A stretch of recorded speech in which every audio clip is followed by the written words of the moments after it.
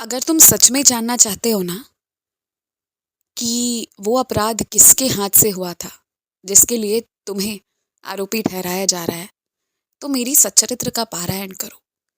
मेरी सच्चरित्र की वो शक्ति है ना जो तुम्हें सच दिखा देगी। तुम्हें उन लोगों का भी सच दिखा देगी ना जिनके लिए अभी तुम्हारे मन में बहुत कुछ बहुत सकारात्मक है, जिनकी दूसरी दुनिया दूसरी आदतों से तुम वाकिफ नहीं हो और शायद इसलिए तुमने उनसे भी संगति रखी हुई है। और तुम रो बिल्कुल मत।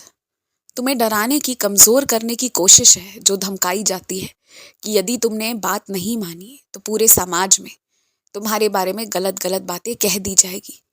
पर याद रखना, ऐसा कोई तुम्हारे लिए कर ही नहीं पाएगा। ऐसी रचना मैंने की ही नहीं है किसी की जो तुम्हारी बर्बादी करे। याद रखना कि तुम्हारे आसपास जितने भी लोग हैं ना कहीं कैसे भी करके तुम्हारी आबादी, तुम्हारी प्रगति में ही तुम्हारा साथ देंगे। ये कृपा है मेरी तुम पर। अगर तुम्हारी बर्बादी करने वाला कोई बना है ना, तो वो सिर्फ और सिर्फ तुम ही हो। अगर तुमने अपनी बुद्धि को नकारात्मक तरीके से उपयोग किया या फिर अपनी बुद्धि को गलत रास्ते पे ले गए, तो अपनी बर्बादी का कारण स्वयं तुम ही बन सकते हो। इसलिए हमेशा तुमसे कहता हूँ कि सद्बुद्धि रखो, अच्छी बातें सुनो, अच्छे लोगों के साथ उठो बैठो, क्योंकि तुम्हारा बुरा, तुम्हें नष्ट करने वाला कोई दूसरा जन्म ही नहीं लिया इस पृथ्वी पर सिवाय तुम्हारे।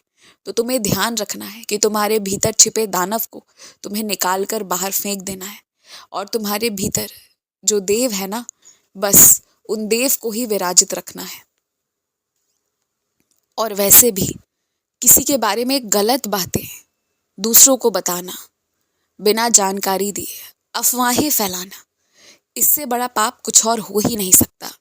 तो जो ऐसा करेगा ना, जो गलत करेगा और उसके कारण जिस अच्छे इंसान को पीड़ा उठाना पड़ेगा, जिसकी आंखों में आंसू होंगे ना, यकीन मानो हर एक आंसू स्वयं अपना बदला लेने आ जाता है। उसके लिए मुझे कुछ करना भी नहीं पड़ेगा। तुम बस अपने जीवन पर, अपने कार्य क्षेत्र पर ध्यान दो। अपनी बढ़ोतरी के लिए और मेहनत करो, दिन रात मेहनत करो, लगे रहो। अगर जब भी समय मिले ना, तो अपने काम में लगे रहो और देखो कैसे चमत्कार भी होता है और कैसे तुम्हारी नैया भी पार होती है। तुम्हारे ही माध्यम से होगी, सब कुछ होगा। बस तुम मेहनत करते रहो, खुश रहो।